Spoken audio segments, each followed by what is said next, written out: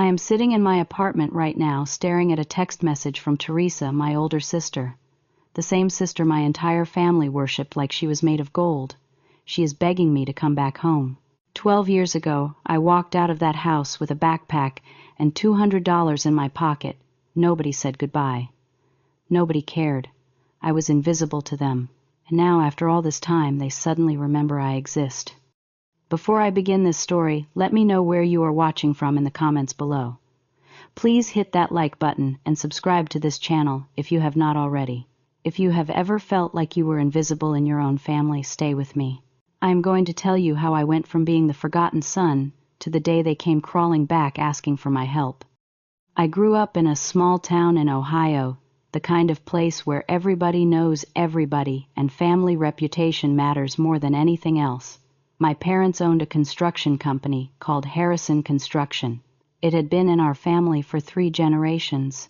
My grandfather started it, my father Gerald took it over, and the plan was always for it to continue through our bloodline. My mother Patricia managed the books and kept everything running smoothly behind the scenes. Our house was the biggest one on the street. 5 bedrooms, a 3-car garage, a backyard that stretched out like a small park. From the outside we looked like the perfect American family. But inside those walls there was a divide that nobody talked about. A divide that separated me from everyone else. Teresa was born in 1985. I came along 4 years later in 1989. From the moment I can remember, Teresa was the center of everything.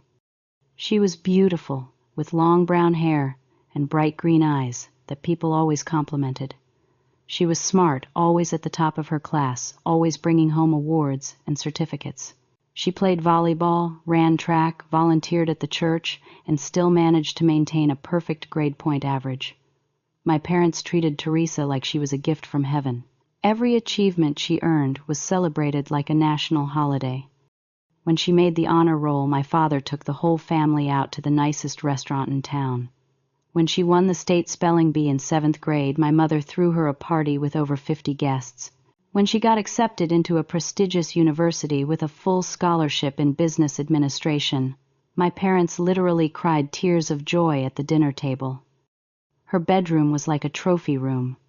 Shelves lined with medals, ribbons, certificates, and photographs of her shaking hands with principals and mayors.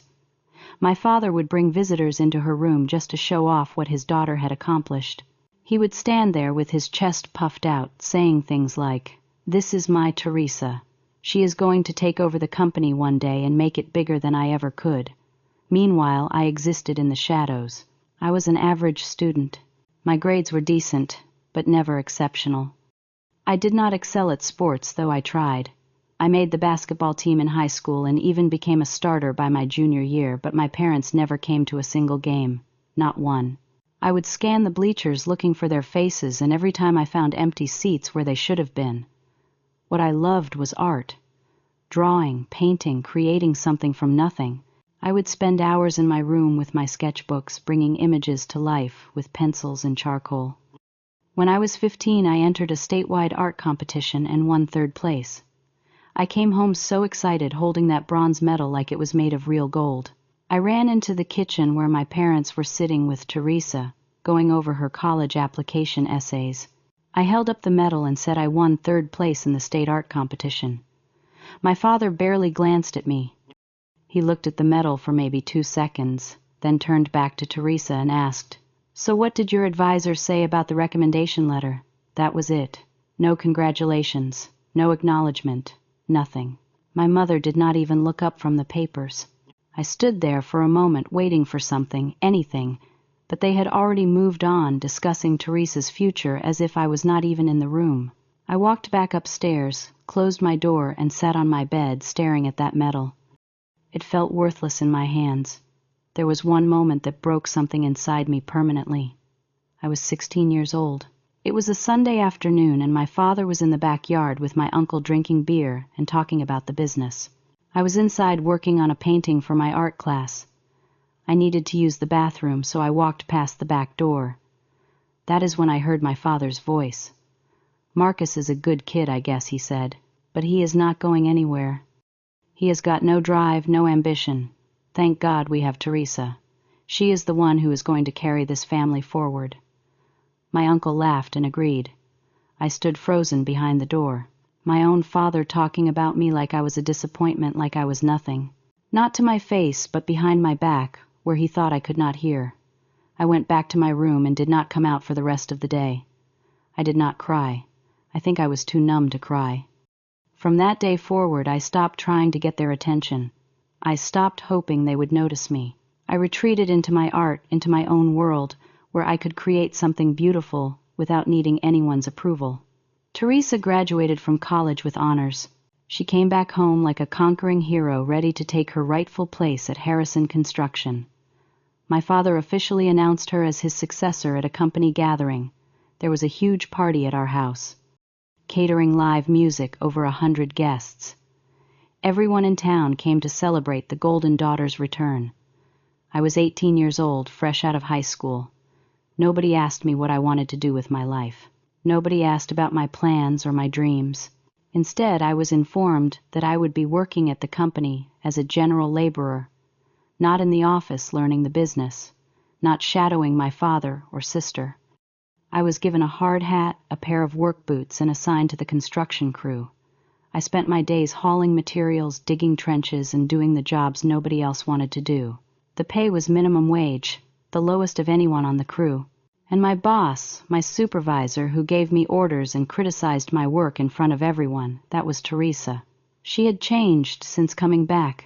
The confident girl I grew up with had become something else. Arrogant, dismissive. She walked around the job sites in her expensive suits and high heels, clipboard in hand, treating the workers like they were beneath her. And she treated me worst of all. One day I made a suggestion during a team meeting. I had sketched out an idea for a more efficient layout for one of our residential projects. I thought my artistic eye might actually be useful for once.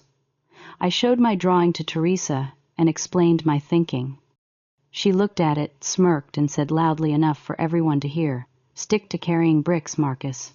You might be able to draw pretty pictures, but leave the real business decisions to the people who actually know what they are doing." The other workers looked away, embarrassed for me. I folded up my sketch and put it back in my pocket. My father was standing nearby. He said nothing. He just nodded at Teresa like she had handled the situation perfectly. I went home that night and sat in my room staring at the ceiling. I asked myself how much longer I could live like this, how much more I could take before I completely disappeared. Then came Teresa's wedding. She got engaged to a man named Derek, the son of a wealthy family from a neighboring town. He was handsome, charming, and came from old money. Their wedding was going to be the social event of the year. My mother spent 6 months planning every detail. The venue was a historic mansion. The guest list had over 300 names. The dress cost more than I made in a year. When the roles were assigned for the wedding party, I waited to hear that I would be a groomsman, or at least an usher. Instead, Teresa pulled me aside and told me my job would be to help the catering staff clean up after the reception ended. "We need someone we can trust to make sure everything gets put away properly," she said, like she was doing me a favor. I was not even invited to sit with the family. My seat was at a table in the back corner with distant relatives who barely knew my name. The wedding day arrived. I put on the only suit I owned and drove to the venue alone. I watched from the back as Teresa walked down the aisle looking like a princess. I watched as my parents beamed with pride, my mother dabbing tears from her eyes, my father standing tall like the proudest man in the world.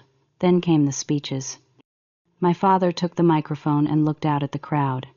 He talked about Teresa's accomplishments, her intelligence, her beauty, her bright future. And then he said something that I will never forget as long as I live. "Teresa is the greatest blessing of our lives. She is the only child we could ever truly be proud of. The only child." 300 people applauded, and I sat there in the back, feeling like I had been erased from existence. Tears ran down my face, but nobody noticed. Nobody was looking at me. Nobody ever looked at me. After the reception, I helped stack chairs and collect garbage, while the rest of my family posed for photographs and said goodbye to guests. When I finally drove home, the house was empty. Everyone had gone to an after-party at Derek's family estate. I had not been invited. 1 week later, I made a decision that would change everything. I went to my father's study, where he was reviewing paperwork. I told him I wanted to apply to an art school in Chicago.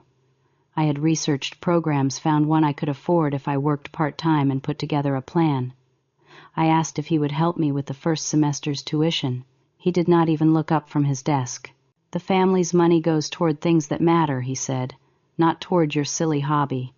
If you want to waste your life drawing pictures, do it on your own time with your own money." I tried to argue. I tried to explain that this was my passion, my dream, the only thing that made me feel alive. But before I could finish, Teresa walked in. "Marcus, seriously," she said with an exasperated sigh. "Stop bothering Dad with this nonsense. You should focus on being better at your actual job instead of chasing fantasies." My father nodded in agreement. The conversation was over. That night I packed a backpack with clothes and my sketchbooks. I took the $200 I had saved from my paychecks. I wrote a note and left it on the kitchen counter. I am going to find a place where I am treated like a human being. I left the house at 5 in the morning. The sun was not even up yet. I walked to the bus station and bought a one-way ticket to Chicago. As the bus pulled away, I watched my hometown shrink in the rearview mirror. I waited for my phone to ring. I waited for a text message asking where I was. I waited for someone to notice I was gone. My phone stayed silent. Chicago was brutal at first. I arrived with $200, no job, no apartment, and no connections. For the first 2 months, I slept in a homeless shelter on the west side of the city. I ate at soup kitchens and applied for every job I could find. Eventually, I got hired as a dishwasher at a restaurant downtown. The pay was terrible, but it was enough to rent a tiny room in a boarding house. During the day, I worked. At night, I taught myself. I spent hours at the public library studying art books and watching free tutorials online. I practiced constantly, filling sketchbook after sketchbook with drawings. I was determined to prove that my father was wrong about me, that everyone was wrong about me. My breakthrough came through a friendship. His name was Julian, a street artist I met near the riverfront. He made his living painting murals and selling his work to tourists. He saw me sketching one afternoon and asked to see my work. When I showed him my drawings, he said I had real talent. Julian took me under his wing. He taught me about graffiti art, about large-scale painting, about how to turn walls into canvases. He introduced me to other artists in the city, people who lived on the margins but created beauty out of nothing. For the first time in my life, I felt like I belonged somewhere. I started small. Julian helped me get my first commission, a mural for a coffee shop in Wicker Park. They paid me $300. It was not much, but seeing my art on that wall, seeing customers stop and admire it, gave me something I had never felt before. Pride. Real pride. Word spread. Other businesses started reaching out. I painted murals for restaurants, bars, boutiques, and community centers. My style developed a blend of realism and abstract that people found unique. I was not just surviving anymore. I was building something.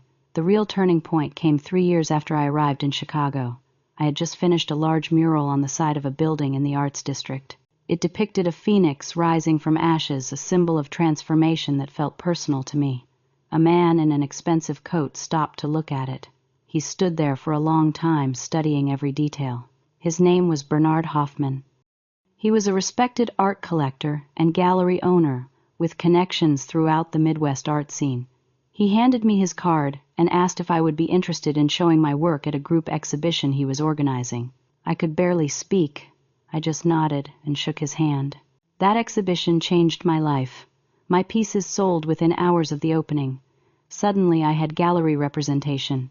I had commissions from corporations who wanted original artwork for their offices. I had collectors asking for private pieces. Within 2 years, I opened my own studio.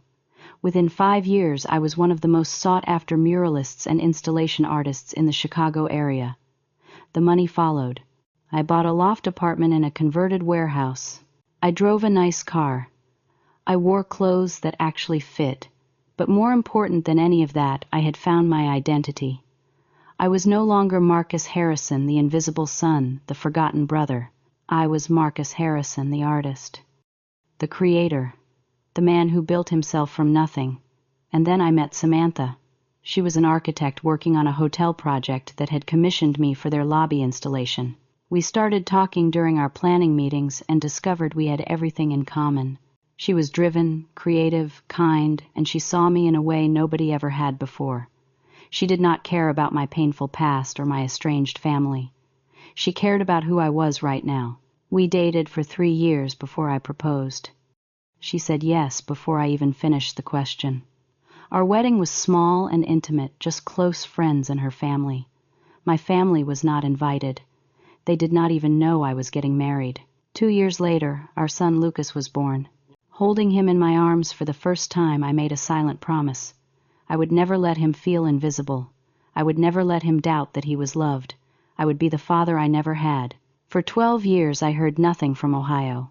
No calls, no letters, no emails. It was like I had never existed to them. And honestly, I had made peace with that. I had a wife who loved me, a son who adored me, a career that fulfilled me, and friends who felt more like family than my blood relatives ever had. Then one evening, my phone buzzed with a text from an unknown number. "Marcus, it is Teresa. I need to talk to you. Please call me. It is urgent. It is about the family." I stared at that message for a long time. Samantha noticed the look on my face and asked what was wrong. I showed her the text. She squeezed my hand and said, "Whatever you decide, I support you." I called the number. Teresa answered on the first ring. Her voice sounded nothing like I remembered. Gone was the confident, arrogant tone. She sounded broken. She told me everything. Harrison Construction was failing. Bad investments, lost contracts, mounting debts. Derek had divorced her 2 years ago and taken a large portion of her assets in the settlement. My father had suffered a massive stroke and was now bedridden, unable to speak or move his right side. My mother had fallen into a deep depression and barely left the house anymore. They were going to lose everything. The company, the house, all of it. "You are the only one who can help us," Teresa said through tears. "Please, Marcus, I know we did not treat you right, but you are still family. We need you." I listened without interrupting. When she finished, I told her I would think about it and call her back. Then I hung up and sat in silence for a very long time. I drove to Ohio on a Saturday morning. Samantha offered to come with me, but I told her this was something I needed to do alone. The drive took 6 hours. With every mile, memories flooded back. The basketball games nobody attended. The art competition medal nobody celebrated. The wedding where I was assigned to clean up garbage. My father's words echoing in my mind. Thank God we have Teresa. When I pulled up to the house, I barely recognized it. The paint was peeling. The lawn was overgrown. 2 of the garage doors were broken. This was not the proud family home I remembered. This was a house in decay. Teresa opened the front door. She looked 20 years older than she should have. Her hair was thin and graying. Her face was gaunt. The designer clothes were gone, replaced by a simple sweater and jeans that hung loose on her frame. "Thank you for coming," she whispered. I walked inside. The house smelled stale, like windows that had not been opened in months.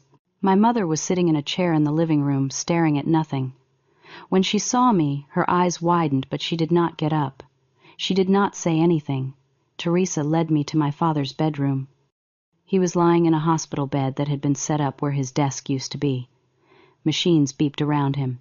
His eyes were open, but they looked vacant, lost. When he saw me, there was a flicker of something. Recognition, maybe. Or maybe just confusion. I stood at the foot of his bed and looked at the man who had made me feel worthless for the first 18 years of my life. "Hi, Dad," I said quietly. He tried to speak, but only a garbled sound came out. We went back to the living room. Teresa started talking fast and desperate about the financial situation. They needed $500,000 to save the company. They needed someone to take over operations. They needed me. I let her finish. Then I spoke. "Do you remember my 18th birthday?" I asked. She looked confused. "What, my 18th birthday? It was 3 days after your graduation party." Nobody remembered. "I woke up, came downstairs, and everyone was still cleaning up from your celebration. Mom asked me to take out the trash. Dad was on the phone with someone about your new job. I spent my birthday alone in my room." Teresa's face went pale. "Marcus, I did not know." Do you remember when I won 3rd place in the state art competition? I came home so excited. Dad looked at my medal for 2 seconds, then asked you about your college essays. Neither of you said congratulations. Neither of you cared. Tears were forming in her eyes. Do you remember what Dad said at your wedding? That you were the only child he could ever be proud of? I was sitting in the back of the room. I heard every word, and then I spent the rest of the night cleaning up after your guests. I am so sorry, Teresa said, her voice breaking. When I left 12 years ago, I continued. Did anyone look for me? Did anyone call the police? Did anyone send a single text message asking if I was okay? Silence. I was 18 years old. I left with nothing. I slept in a homeless shelter. I worked as a dishwasher. I built my entire life from scratch. And in 12 years, not one of you reached out. Not once. My mother finally spoke, her voice barely audible. We thought you needed space. We thought you would come back when you were ready. You thought I would come back. I almost laughed. You never asked me to come back. You never even noticed I was gone. The only reason I am standing here right now is because you need money. If the company was fine, would you have ever called me? Nobody answered. Because they knew the truth. I took a deep breath. I am not going to save the company, I said. I am not going to give you $500,000. I am not going to take over operations. I do not owe this family anything. Teresa started to protest, but I held up my hand. But I am going to do one thing. I am going to pay for Dad's medical care, not because he deserves it, not because I have forgiven any of you, but because I refuse to carry hatred in my heart anymore. This is not about you. This is about me letting go. I pulled out a check I had already written. It was enough to cover a year of nursing care and medical expenses. I handed it to Teresa. This is where it ends, I said. After today, I am not your brother anymore. I am not your son anymore. I have a family now, a real family. People who love me and see me and value me. You had 22 years to treat me like I mattered. You chose not to. That is something you have to live with. I turned and walked toward the door. Marcus, wait, Teresa called out. Please, can we at least stay in touch? I want to make things right. I stopped at the door and looked back at her. Making things right would have been showing up to one of my basketball games. Making things right would have been hanging my art competition medal on the wall next to yours. Making things right would have been calling me once in 12 years to ask how I was doing. I paused. It is too late to make things right, but it is not too late for me to move forward. I walked out of that house and drove away.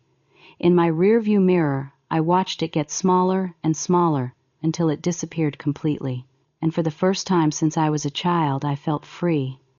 The drive home felt different than the drive there, lighter, like I had set down a weight I had been carrying for 30 years. When I got back to Chicago, Samantha and Lucas were waiting for me.